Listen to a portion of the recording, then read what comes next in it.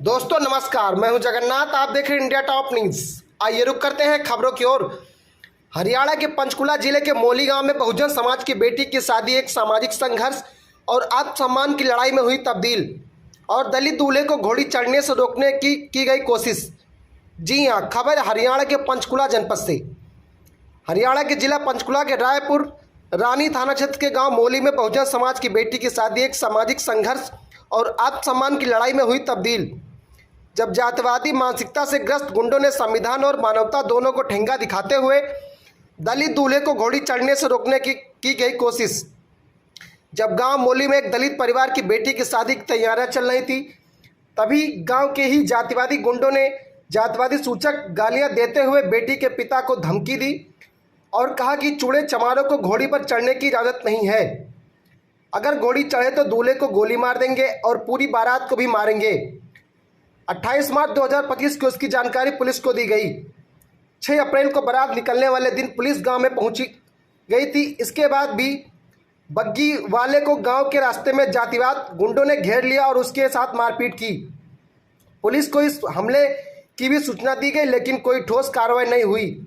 इसके बाद भी दोबारा बग्गी चालक पर हमला किया गया।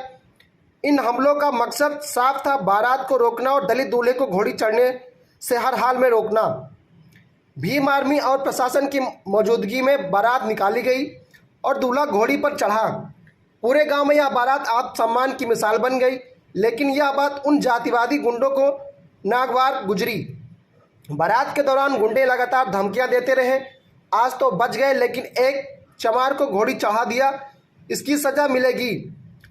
दूल्हे को गोली मार देंगे। जिन लोगों ने मदद की है उनका भी हिसाब होगा। आज नहीं तो कल उन्हें जान से मार देंगे।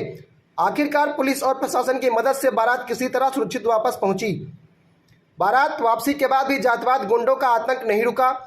उन्होंने गांव के दलित समाज के लोगों को टारगेट करना शुरू कर दिया।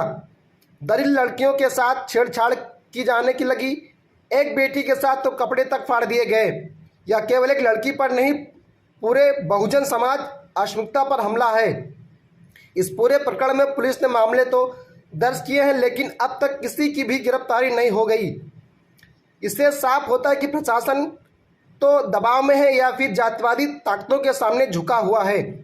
और अब जब माननीय राष्ट्रीय अध्यक्ष भीम आर्मी चीफ एवं नगीना से लोकप्रिय सांसद भाई चंद्रशेखर आजाद जी पीड़ित परिवार से मिलने के लिए पंचकुला जा रहे थे, तो उन्हें मुलाना के एक गेस्ट हाउस में जबरन रोक दिया गया। यह बीजेपी की तानाशाही की तस्वीर है।